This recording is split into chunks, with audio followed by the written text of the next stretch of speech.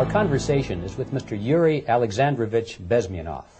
Mr. Bezmenov was born in 1939 in a suburb of Moscow. He was the son of a high-ranking Soviet Army officer.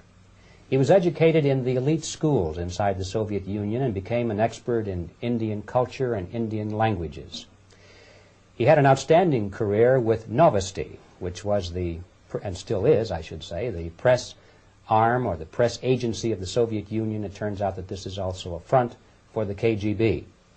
He escaped to the West in 1970 after becoming totally disgusted with the Soviet system, and he did this at great risk to his life.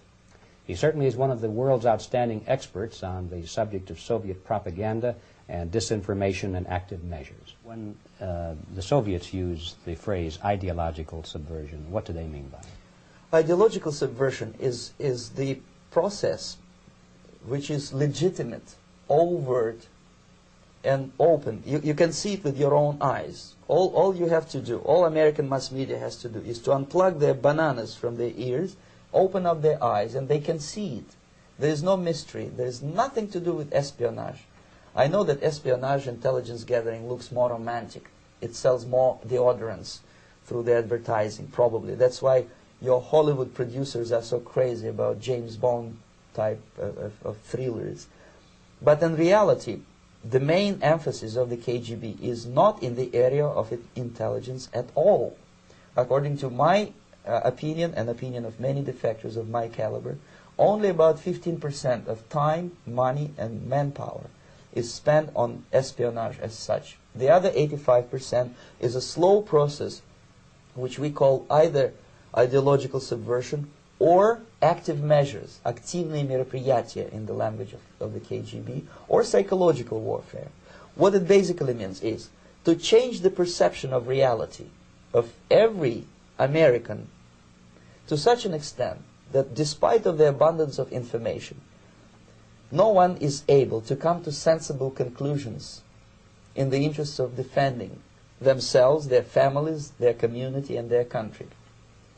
It's a great brainwashing process which goes very slow, and it's divided in 4 basic stages. The first one being demoralization. It takes from 15 to 20 years to demoralize a nation. Why that many years?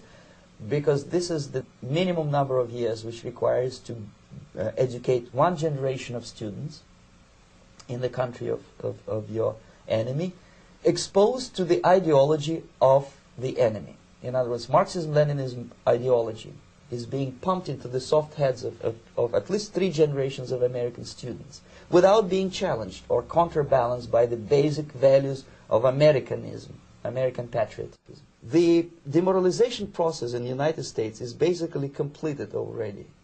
For the last 25 years. Actually, it's overfulfilled because demoralization now reaches such areas where previously not even Comrade Andropov and all his experts would even dream of such a tremendous success. Most of it is done by Americans to Americans, thanks to lack of moral standards. As I mentioned before, exposure to true information does not matter anymore. A person who was demoralized is unable to assess true information. The facts tell nothing to him.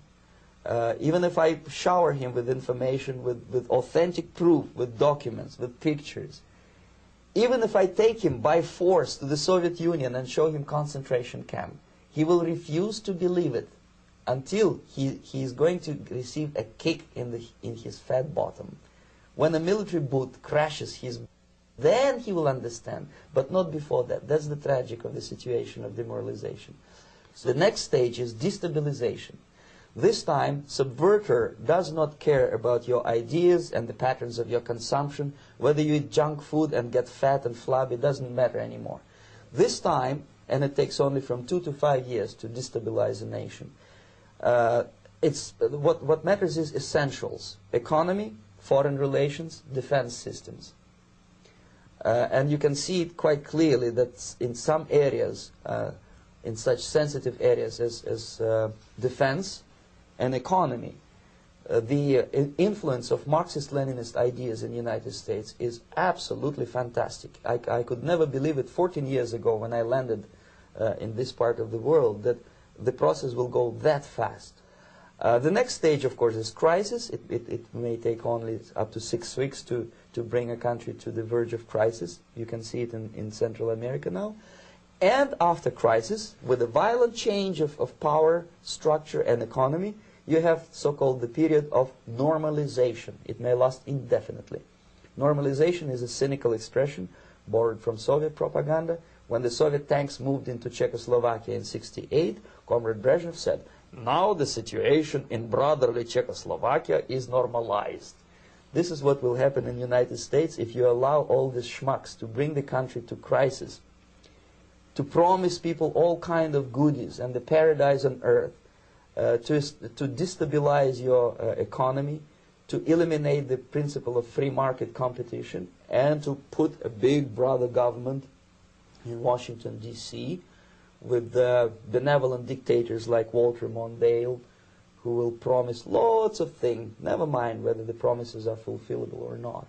Your leftists in the United States, all these professors and all these beautiful civil rights defenders, they are instrumental in the process of the subversion only to destabilize the nation. When their job is completed, they are not needed anymore. They know too much.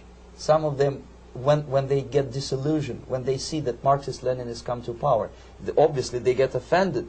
They think that they will come to power. That will never happen, of course. They will be lined up against the wall and shot.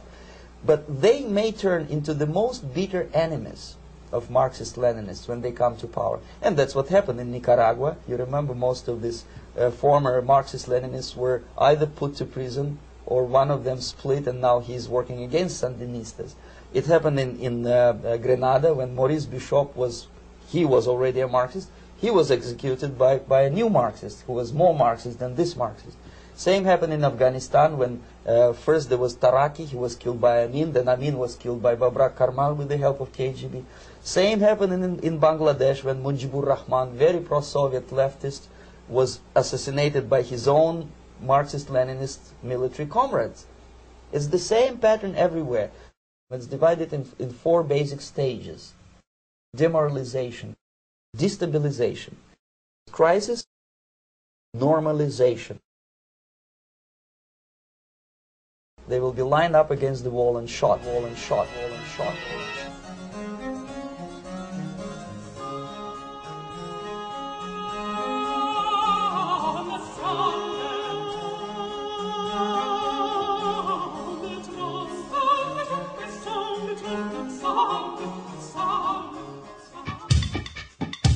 Hey!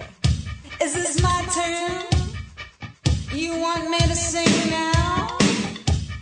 Okay.